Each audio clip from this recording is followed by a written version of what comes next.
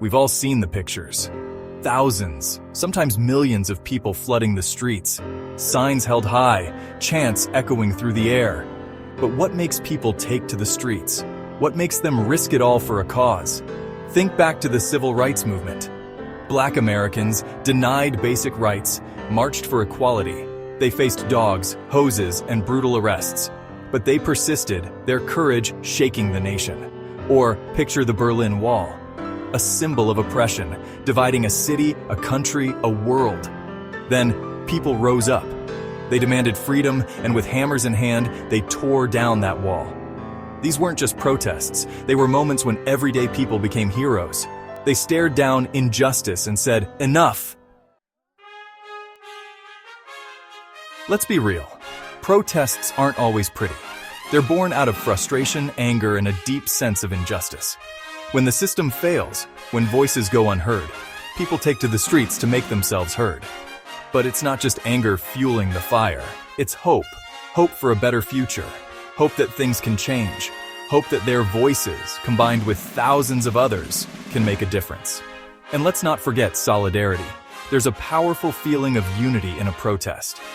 Knowing you're not alone, that others share your anger and your hope, that's what keeps people going. It's like a giant group hug, except with less hugging and more chanting. Turns out there's actually some science behind this whole solidarity thing. When we come together for a common cause, our brains release a hormone called oxytocin. You know, the cuddle hormone. Oxytocin makes us feel connected, trusting, and more willing to fight for our group. So, yeah, protests are literally fueled by good vibes. Well, good vibes and righteous anger. Think about it. You're surrounded by people who get it, who feel the same way you do. You're singing, chanting, and fighting for something bigger than yourself. Your brain's like, "This is awesome. Release the oxytocin." Section 4. Victory Lap. When protests change the world. Now, some people will tell you protests don't work. They'll argue that it's just a bunch of noise, a temporary disruption that doesn't lead to real change.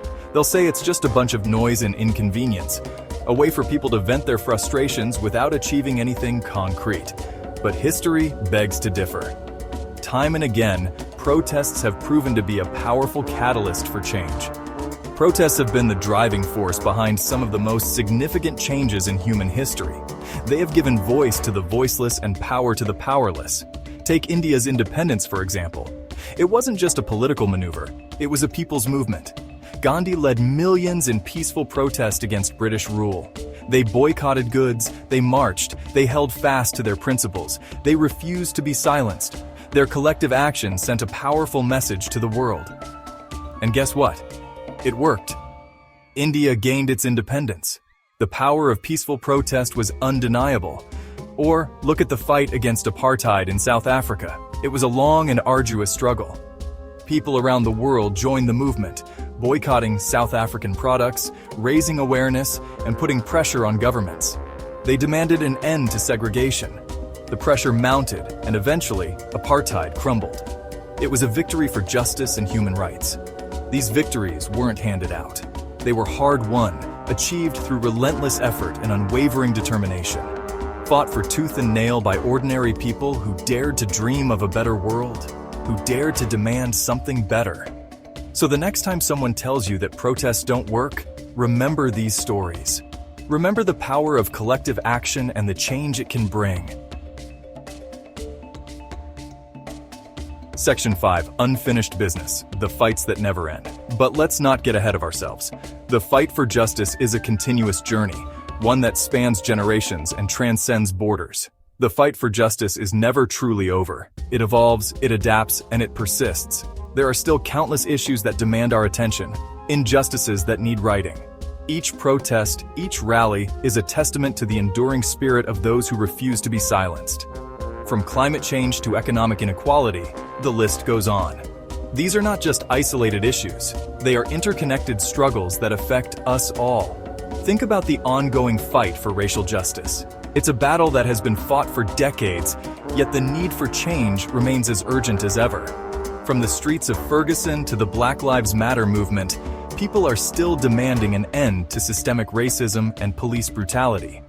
These movements are a powerful reminder that the quest for equality is far from over. Or look at the fight for LGBTQ+ rights.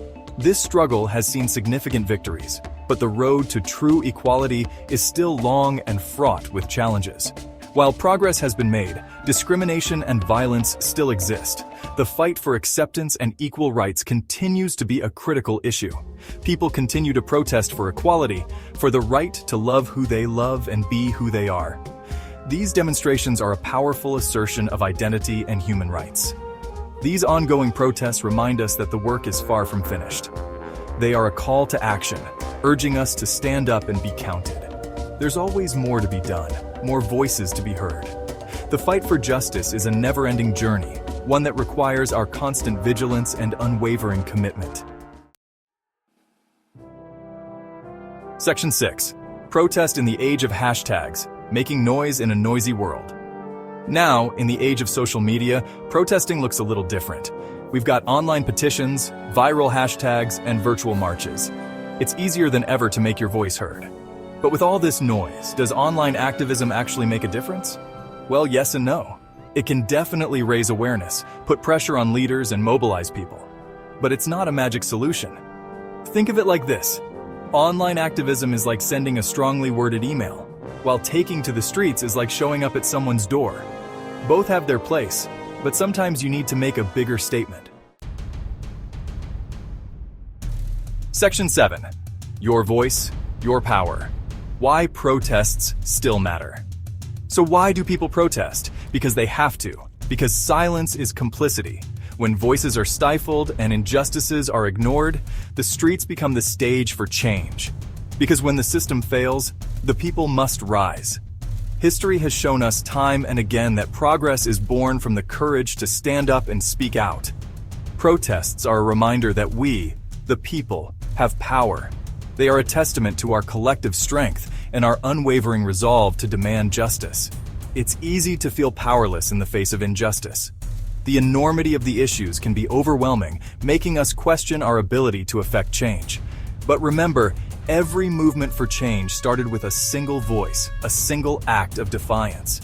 From the civil rights movement to climate strikes, it all began with individuals who dared to dream of a better world. Your voice, your actions, they matter. Every sign held, every chant raised, contributes to the chorus calling for change.